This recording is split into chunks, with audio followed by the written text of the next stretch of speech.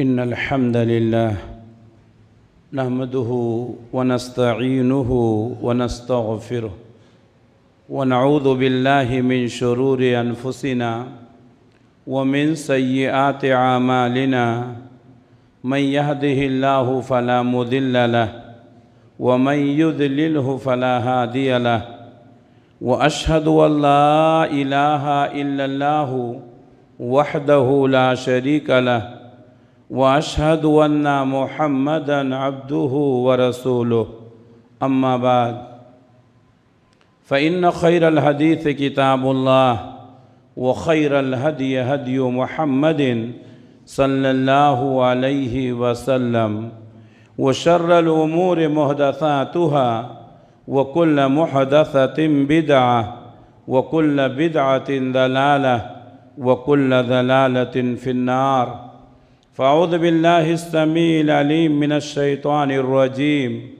بسم الله الرحمن الرحيم قاف والقرآن المجيد بل عجبوا أن جاءهم منذر منهم فقال الكافرون هذا شيء عجيب أئذا متنا وكنا ترابا ذلك رجع بعيد قد علمنا ما تنقص الأرض منهم وعندنا كتاب حفيظ بل كذبوا بالحق لما جاءهم فهم في أمر مريج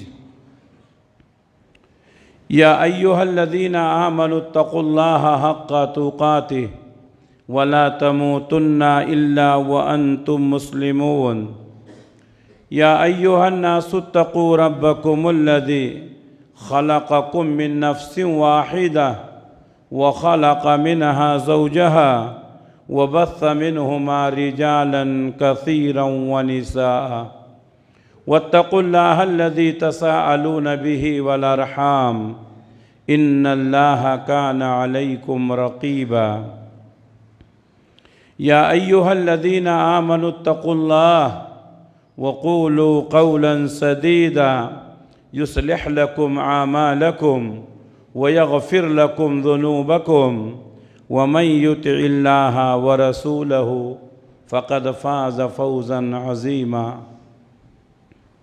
محترم حاضرین، ہر طرح کی تعریف و توصیف، عزت اور بڑائی، بزرگی اور کبریائی اس اللہ رب العالمین کے لیے لائق اور زیبا ہے جو سارے جہان کا اکیلا پالنہار ہے، خالق ہے، مالک ہے، حاکم ہے، رازق ہے۔ درود و سلام نازل ہوں اللہ کے تمام نبیوں پر، خصوصاً آخری نبی حضرت محمد مصطفیٰ صلی اللہ علیہ وسلم پر۔ محترم حاضرین، وہ کام جو لعنت کا سبب بنتے ہیں اور جن کاموں کے کرنے سے انسان اللہ کی رحمت سے محروم ہو جاتا، اس سے پہلے اس عنوان پر 2 خطبے آپ کے سامنے پیش کرنے کا موقع ملا ہے، اور آج اس سلسلے کی یہ تیسری کڑی ہے۔ اب تک 14 ایسے کام بتائے جا چکے ہیں جو اللہ کی لعنت کا سبب بنتے ہیں۔ 15واں کام جو اللہ کی لعنت کا سبب بنتا ہے، کسی مجرم کو پناہ دینا، کسی بدعتی کو پناہ دینا، کسی ظالم کو پناہ دینا۔ جو دنیا کا قانون ہے، اس معاملے میں اسلام کا بھی وہی قانون ہے۔ ایک آدمی مجرم ہے، اگر آپ مجرم کو پناہ دیتے ہیں تو آپ بھی مجرم ہیں۔ ایک آدمی ظالم ہے، آپ ظالم کو پناہ دیتے ہیں تو آپ بھی ظالم ہیں۔ اللہ کے نبی صلی اللہ علیہ وسلم کی حدیث ہے صحیح مسلم کی، آپ نے فرمایا لعن رسول اللہ صلی اللہ علیہ وسلم من آوى محدثا۔ اللہ کے نبی صلی اللہ علیہ وسلم نے اس شخص پر لعنت کی ہے جو کسی بدعتی کو پناہ دے، جو کسی مجرم کو پناہ دے، جو کسی ظالم کو پناہ دے۔ محدثاً کا ترجمہ بعض لوگوں نے ظالم کیا ہے، بعض لوگوں نے مجرم کیا ہے، بعض لوگوں نے بدعتی کیا ہے، لیکن بدعتی جو ہے وہ ظالم بھی ہے، مجرم بھی ہے۔ اللہ کے نبی صلی اللہ علیہ وسلم نے بدعتی کی توقیر کرنے سے منع کیا۔ اگر کوئی شخص کسی بدعتی کی عزت کرتا ہے تو گویا کہ اس نے اسلام کی عمارت کو منہدم کر دیا۔ بدعتی عزت کے لائق نہیں ہوتا، اس نے نبی صلی اللہ علیہ وسلم کی شریعت میں مداخلت کرنے کی کوشش کی ہے۔ تو کسی بدعتی کو پناہ دینا، کسی مجرم کو پناہ دینا، کسی ظالم کو پناہ دینا اگر کوئی شخص کرتا ہے تو وہ بھی لعنت کا مستحق ہوتا ہے۔ اسی طریقے سے کوئی شخص اپنے والدین پر لعنت کرتا ہے تو اس کے اوپر بھی اللہ کی لعنت ہوتی ہے۔ لعن رسول اللہ صلی اللہ علیہ وسلم من لعن والدیہ، یہ بھی مسلم کی حدیث ہے۔ جو اپنے ماں باپ کے اوپر لعنت ملامت کرتا ہے، اللہ کی لعنت ہے اس شخص پر۔ اللہ کے نبی صلی اللہ علیہ وسلم نے اس شخص کو ملعون قرار دیا۔ صحابہ نے پوچھا کہ اے اللہ کے رسول، کون بد نصیب ہوگا جو اپنے ماں باپ کے اوپر لعنت ملامت کرے؟ تو ہمارے نبی نے فرمایا ہر ایکشن کا ریئیکشن ہوتا ہے۔ آپ کسی کے ماں باپ کو برا بھلا کہتے ہیں، آپ کسی کے ماں باپ کو لعن طعن کرتے ہیں، ریئیکشن میں وہ آپ کے ماں باپ کو برا بھلا کہتا، آپ کے ماں باپ کے اوپر لعن طعن کرتا ہے، تو آپ سبب بنے اپنے ماں باپ کے اوپر لعن طعن ہونے کا۔ اس لیے کسی کے ماں باپ کے اوپر لعن طعن نہ کریں۔ آپ اس کے ماں باپ کے اوپر لعن طعن کریں گے، وہ آپ کے ماں باپ کے اوپر لعن طعن کرے گا۔ ایسا شخص ملعون ہے۔ اللہ کے نبی صلی اللہ علیہ وسلم نے یہ بھی فرمایا کہ کسی کے معبود کو برا بھلا مت کہو، جبکہ اللہ کے علاوہ کوئی معبود نہیں ہے۔ ہم تو یہی جانتے ہیں نا کہ اللہ کے علاوہ جو بھی ہیں ان کی مخالفت کی جائے، ان کی ہجو کی جائے۔ اللہ کے نبی صلی اللہ علیہ وسلم نے فرمایا کسی کے معبود کو برا بھلا مت کہو گرچہ وہ غلط ہے۔ کیوں؟ اس لیے کہ تم اس کے معبود کو برا بھلا کہو گے، ریئیکشن میں وہ تمہارے معبود کو برا بھلا کہے گا، حالانکہ اس کا معبود غلط ہے اور تمہارا معبود برحق ہے۔ تو تم اپنے معبود کے برا بھلا کہنے کا سبب بنے۔ اس لیے آپ اپنی بات مثبت انداز میں رکھیے، آپ اپنی بات پازیٹیو پہلو سے پیش کیجئے۔ کسی کو برا بھلا کہہ کر کے آپ اچھے نہیں بن سکتے، کسی کو برا بھلا کہہ کر ہم اچھے نہیں بن سکتے۔ تو اللہ کے نبی صلی اللہ علیہ وسلم نے فرمایا لعن رسول اللہ صلی اللہ علیہ وسلم من لعن والدیہ، اللہ کے نبی نے اس پر لعنت کی ہے جو اپنے والدین کے اوپر لعنت کرتا ہے۔ میں نے وجہ بتا دی۔ اسی طریقے سے لعن اللہ من غیر المنار، اللہ کے نبی نے اس شخص کے اوپر بھی لعنت کی ہے جو راستے کے نشانات کو بدل دیتا، زمین کے نشانات کو بدل دیتا ہے۔ کیسے؟ کچھ آدمیوں کا بٹوارا تھا، اب بٹوارا کرنے کے بعد کوئی نشان لگا دیا جاتا ہے، کوئی پتھر رکھ دیا جاتا ہے، یہ زمین آپ کی ہے، یہ زمین ہماری ہے۔ آپ نے کسی کے عدم موجودگی میں وہ پتھر ہٹا دیا تاکہ جو نشان تھا وہ مٹ جائے۔ ایسا شخص ملعون ہے۔ بہت سارے لوگ ایسا کرتے ہیں۔ یا اسی طریقے سے من غیر المنار، جو شخص راستے کے نشانات کو مٹاتا ہے۔ ہم سفر کرتے ہیں، آپ سفر کرتے ہیں، راستے میں بورڈ لگے ہوتے ہیں، یہ راستہ فلاں شہر کی طرف جا رہا ہے، فلاں شہر کا ڈسٹینس، اس کا فاصلہ اتنا کلومیٹر ہے۔ آدمی راستے پر جاتے ہوئے بورڈ دیکھتا ہے، کلومیٹر دیکھتا ہے، فاصلہ دیکھتا ہے۔ کس لیے بنایا گیا ہے؟ لوگوں کی سہولت کے لیے بنایا گیا۔ اب ایک شخص کیا کرتا ہے؟ بورڈ کو ہٹا دیتا ہے۔ ایک شخص کیا ہے؟ کلومیٹر کا جو پتھر ہے اس کو ہٹا دیتا ہے، یا اس کے اوپر سیاہی مار دیتا ہے تاکہ لوگوں کو معلوم نہ پڑے۔ بظاہر یہ عمل بہت معمولی ہے، لیکن یہ لوگوں کو تکلیف پہنچانے کی وجہ سے ایسا کرنے والا کیا ہو جاتا ہے؟ ملعون ہو جاتا ہے۔ لعن اللہ من غیر المنار، اللہ کی لعنت ہے اس شخص پر جو نشانات کو بدل دے، یعنی زمین کے نشانات کو بدل دے، چاہے وہ زمین کے ہوں یا راستے کے ہوں، تو ہمیں چاہیے کہ ان تمام چیزوں سے اپنے آپ کو بچانے کی کوشش کریں۔ اسی طریقے سے 18واں کام جو لعنت کا سبب بنتا ہے، غیر فطری طریقے سے اپنی شہوت کو پوری کرنا۔ دنیا میں جتنے مخلوقات ہیں، ہر ایک کے اندر اللہ نے نفسانی خواہشات رکھا ہے، شہوت رکھا ہے۔ انسان نہیں بلکہ جانوروں اور پرندوں میں بھی یہ صفت ہے۔ ایک آدمی جوان ہونے کے بعد اس کے خواہشات ہوتے ہیں، اس کے شہوات ہوتے ہیں، چاہے وہ مرد ہو یا عورت۔ شریعت نے حکم دیا ہے کہ لڑکا ہو یا لڑکی اگر جوان ہو جائیں تو ان کا نکاح کر دو، شرعی طریقے سے وہ اپنی شہوت کو پوری کریں، لیکن بار بار بتانے کے باوجود بھی والدین اس طرف توجہ نہیں دیتے ہیں، جس کی وجہ سے بے حیائی پھیلتی ہے، بے شرمی پھیلتی ہے۔ بچہ جوان ہو گیا، بچی جوان ہو گئی، اگر جائز طریقے سے وہ اپنی خواہش کو پوری نہیں کریں گے تو غلط راستہ اپنائیں گے۔ تو غیر فطری طریقے سے اپنی خواہش پوری کرنا، اپنی شہوت پوری کرنا، ایسے شخص کے اوپر اللہ کی لعنت ہے۔ اس کی مختلف قسمیں ہیں۔ اللہ کے نبی صلی اللہ علیہ وسلم نے فرمایا، لعن اللہ من عمل عمل قوم لوط ثلاثا، رواہ البخاری۔ صحیح بخاری کی حدیث ہے، نبی نے 3 مرتبہ فرمایا اس شخص کے اوپر اللہ کی لعنت ہے جو قوم لوط والا عمل اپناتا ہے۔ قوم لوط والا عمل کیا ہے؟ حضرت لوط علیہ السلام پیغمبر تھے، ان کی قوم کے اندر بہت ساری برائیاں تھیں۔ ان برائیوں میں ایک بھیانک برائی یہ تھی کہ وہ عورتوں سے اپنی شہوت پوری کرنے کے بجائے اپنے ہی ہم جنس سے یعنی لڑکوں سے اپنی خواہش پوری کرتے تھے۔ کتنی بڑی بے حیائی ہے، کتنی بڑی بے شرمی ہے۔ آج بھی سماج اور معاشرے کے اندر بہت سارے لوگ ایسے پائے جاتے ہیں جو لڑکوں سے اپنی خواہش پوری کرتے ہیں۔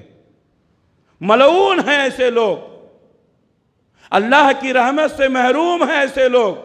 اللہ کے نبی صلی اللہ علیہ وسلم نے ایسے لوگوں کو قتل کرنے کا حکم دیا، بلکہ آپ نے فرمایا کہ ایسے لوگوں کو پہاڑ پر لے جائیں اور وہاں سے ڈھکیل دیں، وہ مر جائے۔ سماج اور معاشرے میں ایسے بہت سارے نوجوان موجود ہیں جو لوطی عمل کرتے ہیں، قوم لوط والا عمل کرتے ہیں۔ میرے بھائیوں، اگر کوئی شخص موجود ہو تو توبہ کر لے۔ یہ غیر فطری عمل ہے، مردوں سے اپنی خواہش پوری کرنا۔ لیکن افسوس تو اس وقت ہوتا ہے جب ایسا کام کرنے والوں کو مواقع فراہم کیے جاتے ہیں۔ بہت سارے ممالک میں باقاعدہ یہ پرستاؤ پاس کیا گیا کہ اگر کوئی اپنے ہم جنس سے مرد سے شادی کرنا چاہے تو اس کو قانونی طور پر اجازت ہے۔ بتائیے، یہ زمین باقی ہے یا آسمان باقی ہے؟ ایسی زمین اور ایسے آسمان پر اللہ کا عذاب آ جانا چاہیے جو قانون فطرت سے بغاوت کرتے ہیں۔ اور آپ کو معلوم ہونا چاہیے، ہمارے ملک میں بھی یہ قانون پاس کرانے کی کوشش کی گئی کہ ایک مرد اپنے ہی ہم جس مرد سے اگر خواہش پوری کرنا چاہتا ہے تو اس کو قانونی طور پر حق دیا جائے، لیکن یہاں کی عوام نے اس کو نکار دیا اور یہ پاس نہیں ہو سکا۔ میرے بھائیوں، ایسے بہت سارے لوگ ہیں جو لڑکوں سے اپنی خواہش پوری کرتے ہیں۔ اللہ کے نبی نے ایسے لوگوں کو ملعون قرار دیا۔ قوم لوط پر اسی وجہ سے اللہ کا عذاب آیا۔ ان کی بستی کو آسمان کی طرف اٹھایا اور پلٹ دیا گیا اور ان کو دھنسا دیا گیا، ان کے اوپر پتھروں کی بارش ہوئی اور آج ان کی بستی گندی جھیل میں موجود ہے۔ میرے بھائیوں، توبہ کرو اللہ سے۔ اسی طریقے سے پیارے نبی صلی اللہ علیہ وسلم نے فرمایا، مسند احمد ابن حنبل کی حدیث ہے، ملعون من وقع علی بہیمۃ، جو اپنی خواہش پوری کرنے کے لیے کسی جانور پر سوار ہوتا ہے۔ کیسے کیسے لوگ ہیں، جانور سے اپنی خواہش پوری کرنا۔ جب انسان شہوت میں مبتلا ہوتا ہے تو اسے یاد نہیں رہتا ہے کہ وہ انسان ہے۔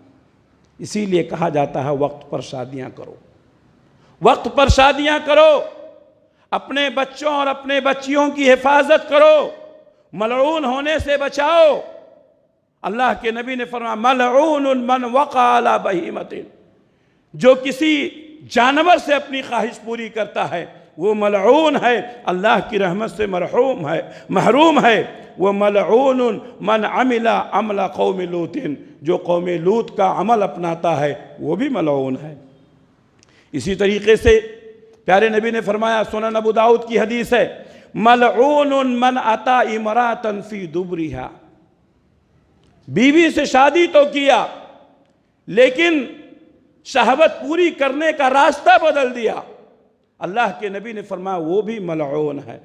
میرے بھائیوں، ماڈرن ذہن رکھنے والے ماڈرن لوگ دنیا کو بے حیا بنانا چاہتے ہیں۔ آج بہت سارے لوگ انگریزوں کی نقالی کرتے ہوئے غیر فطری طریقے سے اپنی شہوت کو پوری کرنے کی کوشش کرتے ہیں۔ اللہ تبارک و تعالیٰ نے میاں اور بیوی کے ساتھ ہم بستری کرنا ان کا طریقہ بتایا، ہمارے نبی نے طریقہ بتایا، ہماری شریعت میں کوئی بھی چیز چھپی نہیں ہے۔ اور بہت سارے لوگ سوچیں گے ایسی باتیں کیوں بتائی جاتی ہیں؟ ایک تو ہمارے نوجوان دینی علم سے دور ہیں، اور دوسرے یہ علم نہ ہونے کی وجہ سے وہ لعنت کا سبب بنتے ہیں، ان کے اوپر بھی لعنت ہوتی ہے، ان کے گھروں پر بھی لعنت ہوتی ہے۔ میرے نوجوانوں یہ بات سن لو، اگر اپنی بیوی سے غیر فطری طریقے سے اس کے پیچھے کے راستے سے اگر کوئی شخص اپنی شہوت پوری کرتا ہے، اللہ کے نبی نے فرمایا ملعون، وہ بھی ملعون ہے۔ بیوی آپ کی ہے لیکن طریقہ آپ نے بدل دیا، غیر فطری عمل اپنایا، آپ نے لواطت والا عمل اپنایا، اللہ کے نبی نے فرمایا ملعون ہے۔ یہ سنن ابو داؤد کی حدیث ہے۔ تو سماج اور معاشرے کو ان چیزوں سے آگاہ کرنا ضروری ہے۔ اللہ کے نبی صلی اللہ علیہ وسلم فرماتے ہیں اللہ تعالیٰ صحیح بات بتانے میں شرماتا نہیں ہے، اور میں بھی صحیح بات بتانے میں شرماتا نہیں ہوں۔ اس لیے میرے بھائیوں، ہمارے لیے بھی ضروری ہے کہ قوموں کی اصلاح کے لیے صحیح باتیں لوگوں کو بتائیں، ورنہ انجانے میں لوگ ایسی غلطیاں کریں گے جو خود بھی لعنت کا سبب بنیں گے، اپنے گھر پر بھی لعنت کا سبب بنیں گے۔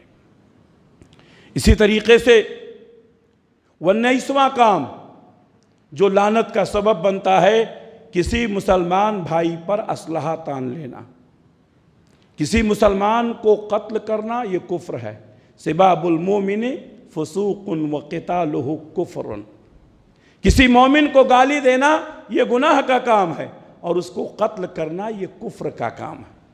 قتل نہیں، آپ نے صرف اس کو ڈرانے کے لیے، آپ نے اس کو دھمکانے کے لیے اس کو خنجر دکھایا، بندوق دکھایا، تلوار دکھایا، آپ نے چاقو دکھایا، مار دوں گا تجھے۔ اللہ کے نبی صلی اللہ علیہ وسلم نے فرمایا ایسے شخص کے اوپر بھی اللہ کی لعنت ہے۔ میرے بھائیوں، اللہ کے نبی صلی اللہ علیہ وسلم نے مسلمانوں کے مال، جان اور عزت تینوں کا احترام کرنے کا حکم دیا ہے۔ آج یہ تینوں چیزیں محفوظ نہیں ہیں۔ مال ہم مسلمان کا ناجائز طریقے سے لے لیتے ہیں، اس کی عزت ہم سرے مجلس اچھال دیتے ہیں، اور بہت سارے لوگ ان کی جانوں کے ساتھ بھی کھلواڑ کرتے ہیں۔ ایک مسلمان کی جان کی حفاظت کرنا، اس کے مال کی حفاظت کرنا اور اس کے عزت و آبرو کی حفاظت کرنا دوسرے مسلمان کے لیے ضروری ہے۔ اپنی مجلسوں میں بیٹھ کر کے ہم جو دوسروں کی غیبتیں اور چغلیاں کرتے ہیں، ان کی عزتوں کو نیلام کرتے ہیں، باز آ جائیں، باز آ جائیں۔ پیارے نبی نے فرمایا من اشار الی اخیہ بحدیدۃ، اگر کسی نے اپنے بھائی کی طرف خنجر سے اشارہ کیا، فإن الملائکۃ تلعنہ حتی ینتہی، تو فرشتے اس کے اوپر لعنت بھیجتے ہیں یہاں تک کہ وہ اس عمل سے باز آ جائے۔ وَإِنْ أَخَاهُ لِأُمِّهِ وَأَبِيهِ، اگرچہ اس کا اپنا سگا بھائی کیوں نہ ہو۔ صحیح مسلم کی حدیث ہے۔ تو خنجر دکھانا یہ بھی لعنت کا سبب بنتا ہے، بندوق دکھانا یہ بھی لعنت کا سبب بنتا ہے، چاقو دکھانا یہ بھی لعنت کا سبب بنتا ہے۔ آج بہت سارے لوگ کہتے ہیں نہیں ارادہ نہیں تھا، صرف ڈرا رہا تھا۔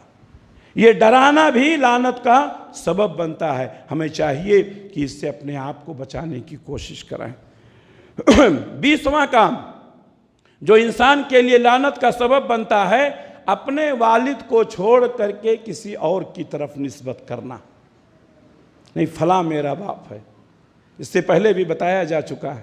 بہت سارے لوگ ہیں میرے بھائیوں، آپ سوچیں کہ یہ سب معمولی بات ہے، ہمارے لوگ بہت سارے لوگ ہیں جن کو میں جانتا ہوں، اپنے باپ کو چھوڑ کر کے دوسروں کو اپنا باپ بتاتے ہیں، ان کی طرف نسبت کرتے ہیں۔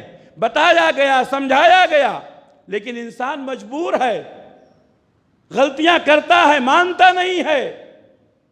پیارے نبی صلی اللہ علیہ وسلم نے فرمایا، اپنے باپ کو چھوڑ کر دوسرے کو اپنا باپ کہنے والا، اس کی طرف نسبت کرنے والا ملعون ہے۔ اللہ کے نبی صلی اللہ علیہ وسلم فرماتے ہیں، صحیح مسلم کی حدیث ہے، من ادعا الی غیر ابیہ، اگر کوئی شخص اپنے باپ کو چھوڑ کر کے دوسروں کو اپنا باپ بتاتا ہے، فعلیہ لعنت اللہ، اس کے اوپر اللہ کی لعنت ہے، والملائکۃ، فرشتوں کی لعنت ہے، والناس اجمعین، اور تمام لوگوں کی لعنت ہے۔ آپ کو کسی نے پالا ہے، وہ آپ کا سرپرست ہے۔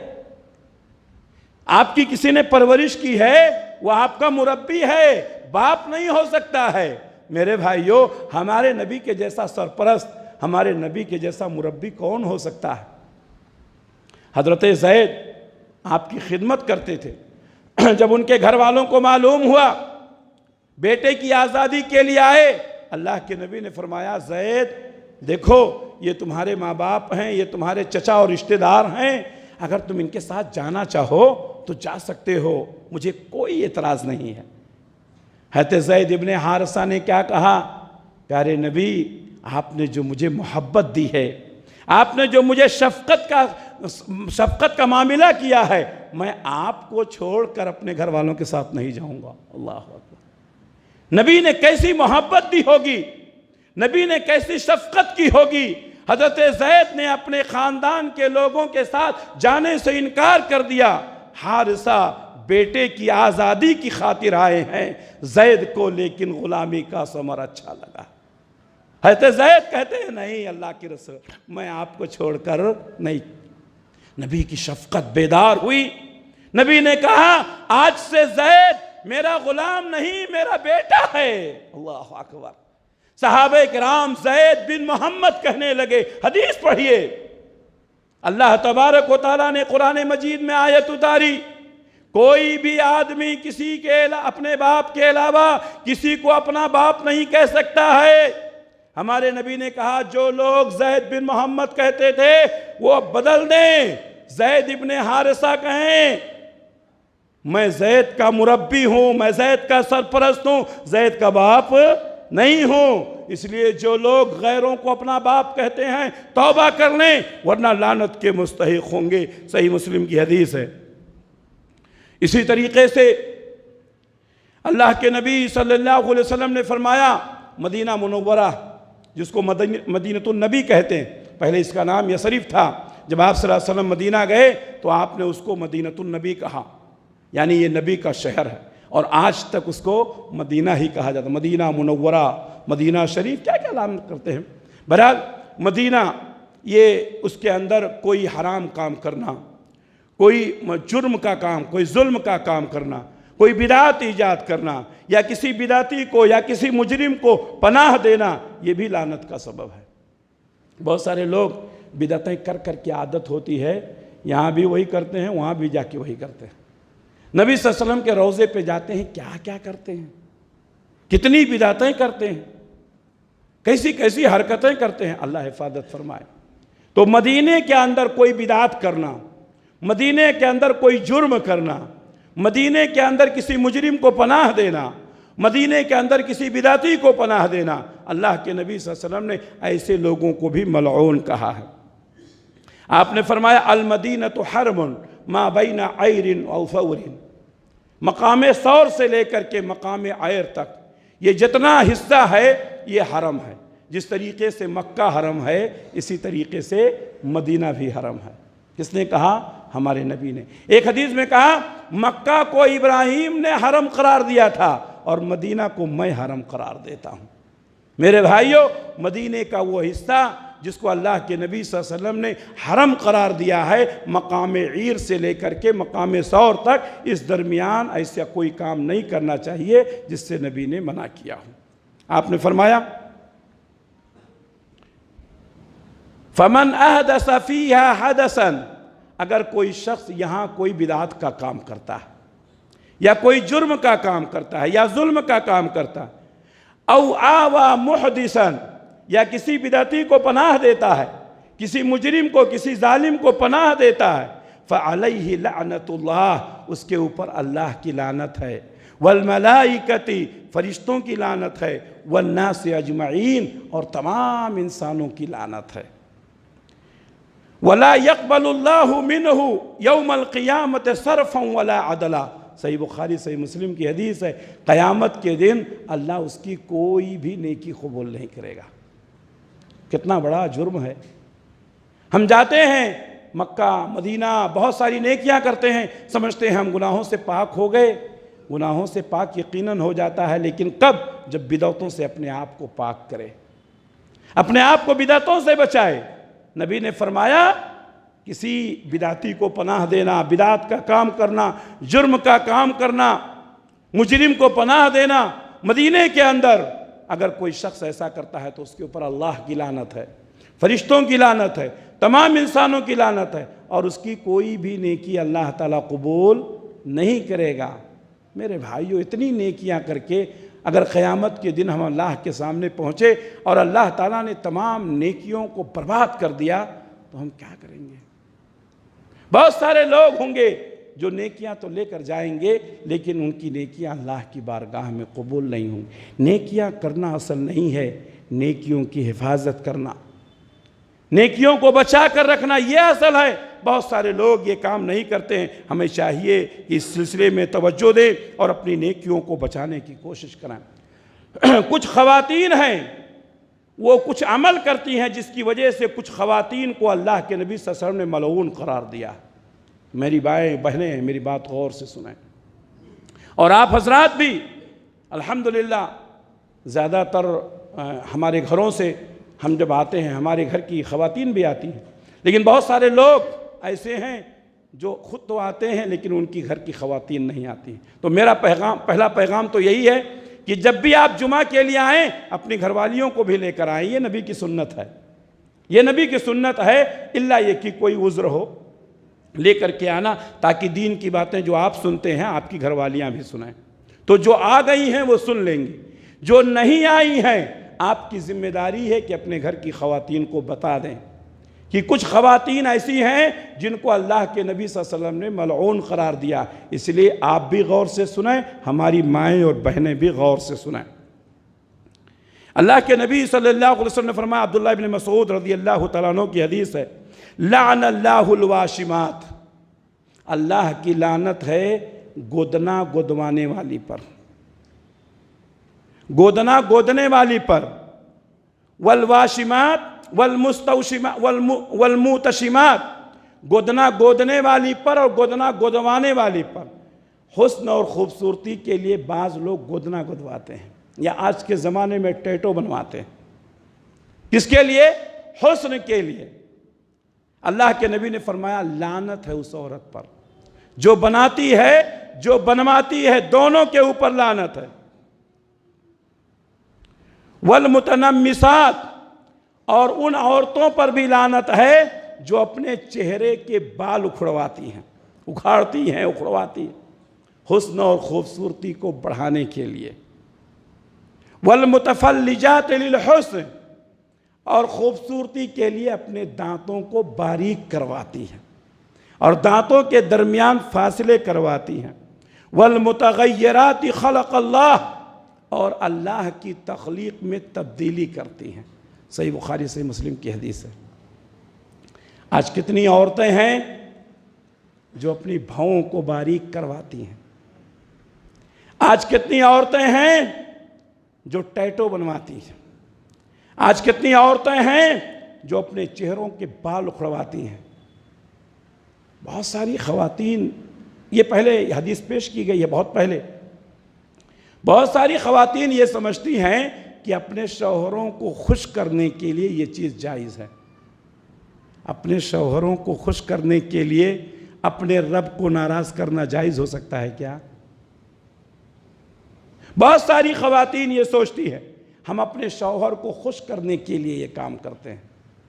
لا طاعت المخلوق فی معصیت الخالق، اللہ کی نافرمانی کرتے ہوئے کسی انسان کی فرما برداری نہیں کی جائے گی۔ میری مائیں، میری بہنیں، میری بیٹیاں توبہ کر لیں۔ ٹیٹو بنوانا، گدنا گدوانا، گدنا گودنا، بھاؤں کو اکھڑوانا، دانتوں کو باریک کرنا، چمکیلا بنوانا، دانتوں کے درمیان فاصلے کروانا حسن اور خوبصورتی کے لیے، اللہ کے نبی نے فرمایا ایسے لوگوں کے اوپر اللہ کی لعنت ہے، اللہ کی تخلیق کو تبدیل کرنے والی عورتوں پر اللہ کی لعنت ہے۔ میری مائیں، میری بہنیں، چند دنوں کے حسن کے لیے اپنی آخرت کو برباد نہ کرو، اپنی عاقبت کو برباد نہ کرو۔ اسی طریقے سے اللہ کے نبی صلی اللہ علیہ وسلم نے فرمایا اس عورت پر بھی اللہ کی لعنت ہے جو اپنے بال بڑا کرنے کے لیے وگ لگاتی ہے، الگ سے بال جوڑتی ہے تاکہ لوگوں کو دھوکہ دے کہ میرے بال بڑے ہیں۔ اسی طریقے سے آپ صلی اللہ علیہ وسلم نے اس عورت کے بارے میں فرمایا اس کا شوہر رات کو اس کو اپنے بستر پر بلاتا ہے تاکہ اپنی خواہش پوری کرے، لیکن یہ عورت غیر شرعی عذر کے باوجود بھی اپنے شوہر کی بات کو ماننے سے انکار کر دیتی۔ پیارے نبی صلی اللہ علیہ وسلم نے فرمایا صبح تک فرشتے اس کے اوپر لعنت کرتے رہتے ہیں، صحیح بخاری صحیح مسلم کی حدیث ہے۔ یہ باتیں ہم معمولی سمجھتے ہیں، ایسی عورتیں جو اپنے شوہروں کے باتوں کا انکار کر دیں، اس کی خواہش نہ پوری کریں، پیارے نبی نے فرمایا صبح تک فرشتے اس کے اوپر لعنت بھیجتے ہیں۔ میری ماں اور بہنوں توبہ کرو۔ اللہ کے نبی صلی اللہ علیہ وسلم فرماتے ہیں دو قسم کے لوگ ہیں میری امت میں نے ان کو نہیں دیکھا ہے، میرے زمانے میں وہ لوگ نہیں ہیں، بعد میں آئیں گے، ایک مردوں میں سے ہوں گے، ایک عورتوں میں سے ہوں گے۔ مردوں میں سے کون ہوں گے؟ مردوں میں سے وہ ہوں گے جن کے ہاتھ میں گائے کی دموں کی طرح کوڑے ہوں گے، یعنی ظالم بادشاہ جن کے ہاتھ میں ہمیشہ ہنٹر رہے گا، جن کے ہاتھ میں ہمیشہ کوڑا رہے گا، وہ اللہ کے بندوں پر ظلم کریں گے۔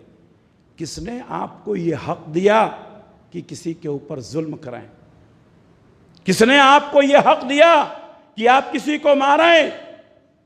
پیارے نبی نے فرمایا میری امت میں وہ لوگ پیدا ہوں گے جن کے ہاتھوں میں گائے کی دموں کی طرح کوڑے ہوں گے، جس کی وجہ سے وہ لوگوں کو ماریں گے، جس سے ماریں گے، ظلم کریں گے۔ یہ لوگ جنت میں جانا تو دور کی بات ہے، جنت کی خوشبو بھی نہیں پا سکیں گے۔ تو مردوں کے لیے ایک بات بتائی نبی صلی اللہ علیہ وسلم نے کہا عورتوں میں بھی کچھ لوگ ہوں گی، کچھ عورتیں ہوں گی۔ وہ عورتیں کون ہوں گی؟ پیارے نبی نے فرمایا کاسیاتن عاریاتن ممیلاتن مائلات، وہ عورتیں جو کپڑا پہنیں گی پھر بھی ننگی ہوں گی، کاسیاتن عاریات، کپڑا پہن کے بھی ننگی رہیں گی۔ اور آج اتنے باریک کپڑے، اتنے چست کپڑے، اتنے نٹ کے کپڑے چل رہے ہیں، آپ جانتے ہیں کہ عورتیں کپڑا پہن کر بھی ننگی رہتی ہیں، اور بعض خواتین تو اتنے چھوٹے کپڑے پہنتی ہیں جسم کا زیادہ حصہ دکھائی دیتا ہے اور بہت کم حصہ ڈھکا ہوا رہتا ہے۔ افسوس اس وقت ہوتا ہے جب ہماری مسلم خواتین بھی غیروں کی نقالی کرتے ہوئے اس طرح کے لباس پہنتی ہیں۔ میری ماؤں بہنوں توبہ کر لو، کہیں ایسا نہ ہو چند دن کی دنیا کی لذتیں آپ کی آخرت کو خراب کر دیں۔ پیارے نبی نے فرمایا ایسی عورتیں جو کپڑا پہنیں گی پھر بھی ننگی ہوگی، ممیلاتن مائلات، دوسروں کی طرف خود مائل ہوں گی اور اپنی طرف لوگوں کو مائل کریں گے۔ یہ کپڑے پہن کر کے اپنے حسن کا اظہار کر کے لوگوں کو اپنی طرف مائل کریں گی، خود بھی ان کی طرف مائل ہوں گی۔ پیارے نبی نے فرمایا ایسی عورتیں جنت میں جانا تو دور کی بات ہے، جنت کی خوشبو بھی نہیں پا سکیں گی۔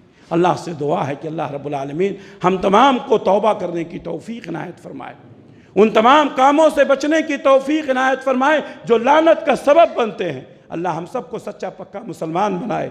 جب تک دنیا میں رکھے اسلام پر قائم رکھے، خاتمہ ہو تو ایمان بالخیر پر ہو۔ ربنا تقبل منا انک انت السمیع العلیم وتب علینا انک انت التواب الرحیم برحمتک یا ارحم الراحمین، آمین۔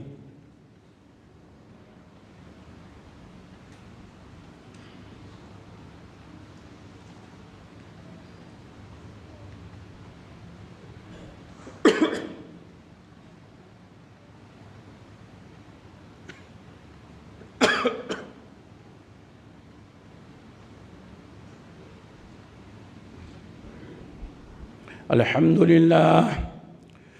لله نحمده ونستعينه ونستغفره ونعوذ بالله من شرور أنفسنا ومن سيئات أعمالنا، من يهده الله فلا مضل له ومن يضلله فلا هادي له، وأشهد أن لا إله إلا الله وحده لا شريك له، وأشهد أن محمدًا عبده ورسوله، أما بعد فإن خير الحديث كتاب الله، أما بعد قال الله تعالى إن الله وملائكته يصلون على النبي يا أيها الذين آمنوا صلوا عليه وسلموا تسليما، اللهم صل على محمد وعلى آل محمد كما صليت على إبراهيم وعلى آل إبراهيم إنك حميد مجيد، اللهم بارك على محمد وعلى آل محمد كما باركت على إبراهيم وعلى آل إبراهيم إنك حميد مجيد، اللهم انصر من نصر دين محمد صلى الله عليه وسلم واجعلنا منهم، وخذل من خذل دين محمد صلى الله عليه وسلم ولا تجعلنا منهم،